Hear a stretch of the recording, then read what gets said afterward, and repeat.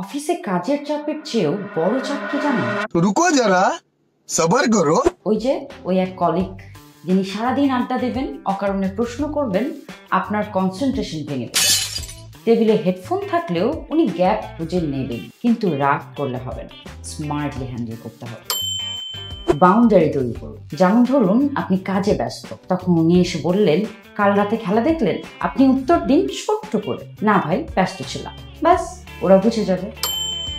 Short pilot reply দিন। সরাসরি চুপ থাকুন বলবেন না, খারাপ ইমপ্রেশন হবে। বরং বলুন, আচ্ছা পরে শুনুন।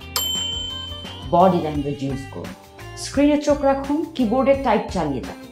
এতে ওরা বুঝবে আপনার ফোকাস অন্য খাতে। ঝগড়া এড়িয়ে চলুন। রাগ দেখালে পরে অফিসে গসিপ হবে, অমুক খুব রুড, তাই স্মার্টলি নো বলা শিখুন। Last option, friendly humour.